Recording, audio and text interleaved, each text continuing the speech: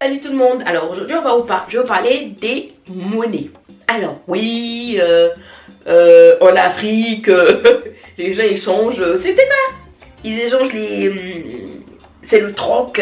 En Afrique il n'y a que du troc, c'est des bœufs. Donc les gens troquent soit des bœufs, soit leurs femmes en fait. Voilà, c'est un peu ce qu'on entend très régulièrement quand certains économistes vous parlent de l'économie africaine. Bon, alors,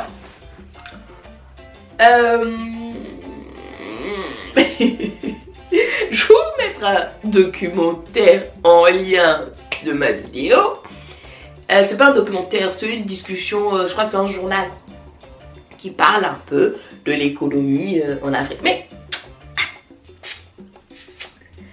il faut savoir que si aujourd'hui, dans l'ordre mondial, on vous parle de l'or, c'est parce que c'est l'or qui est initialement utilisé en Afrique en majorité pour l'économie. C'est l'or qui est initialement échangé dans l'Afrique et échangé entre les continents. Donc, les gens faisaient leur commerce, leurs échanges, leur vie, surtout entre l'Afrique, l'Asie, l'Afrique, l'Amérique latine, l'Afrique, l'Asie. Voici les échanges qu'il y avait vraiment à l'époque. Alors, pourquoi aujourd'hui on retrouve dans l'archéologie, c'est pas moi, des vases asiatiques en Afrique qui datent des grandes dynasties. On retrouve en Afrique et qui étaient enterrés avec des Africains. Voilà, parce que je vous vois déjà venir là. Qui étaient avec des Africains. Aujourd'hui, en Afrique, il y a des châteaux, il y a des villes construites, civilisations qui étaient là avant. Je vous mettrai des images là.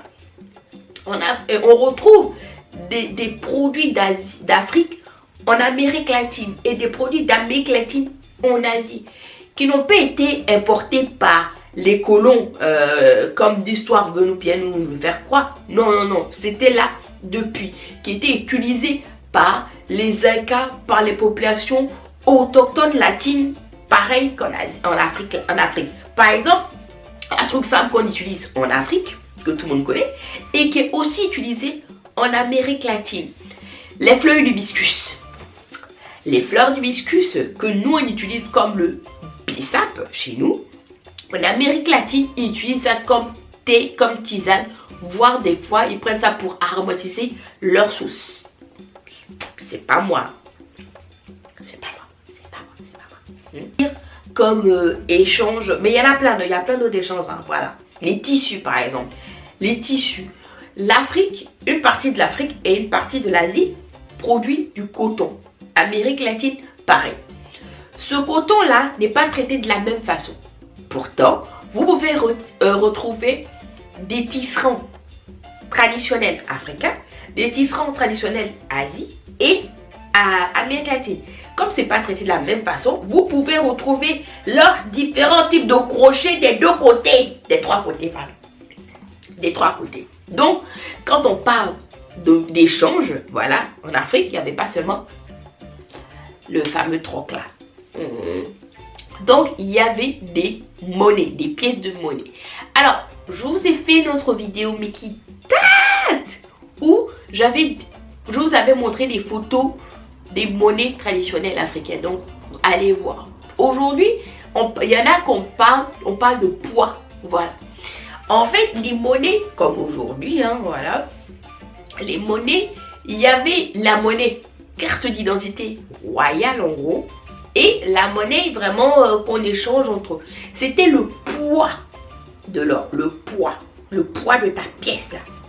Donc, les gens avaient beaucoup ce qu'on appelle la balance. Voilà. L'échange avec des coquillages.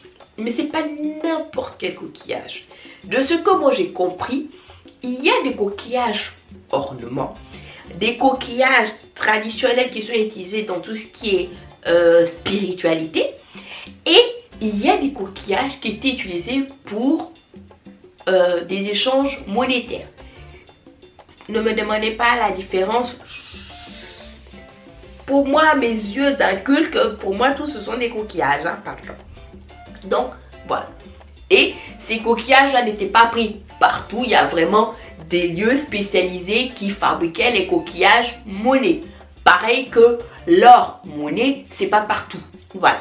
Par exemple, quand on parle de dot en Afrique, par exemple chez nous, chez les Akans, à une période, c'était le poids, des fois le poids de la femme ou le poids des femmes de la maison que tu devais donner en or. C'était beaucoup, hein. Voilà, donc tu donnais cette quantité, c'est-à-dire que plus elle est, plus tu donnes de l'or. Et plus elle est en forme, plus tu lèves mon genre comme ça là. T'as pas besoin de beaucoup d'or. Et après, c'est devenu, il faut au moins une pépite d'or. Une pépite en fonction de la taille quand même, une quantité d'or. Et puis maintenant, tu donnes des pièces d'or. Je vous ferai une autre vidéo parler de la dot par exemple. Voilà, bref, donc chaque civilisation avait ça. Donc ça c'est or. Je vous ai parlé de l'or, je parlais des coquillages. Je vous ai dit communément, il y a le troc. Voilà. Voilà. Voilà. C'est dit. C'est dit. C'est dit. Mais on va dire qu'au côté monnaie, le troc c'était plus le troc des... comment dire ça? Des animaux. Plus précisément des gros bétails, des gros bœufs. C'était plus des bœufs qui étaient échangés comme monnaie, mais pas les femmes. Non. De ce que j'ai compris, hein, les femmes n'étaient pas étudiées comme monnaie. Non. Les femmes étaient plus utilisées comme apaisement en cas de tension entre différents villages, différents peuples. Oui, non. C'est-à-dire, par exemple, si le village de tel et tel village de tel sont en bagarre, par exemple, une union permettait d'aplanir la situation. C'est-à-dire, ton fils va épouser ma fille. Donc, en gros, l'homme de l'autre côté, la femme de l'autre côté sont utilisés un peu comme monnaie d'échange pour calmer le jeu. Donc, ils se marient, on fait la fête et tout.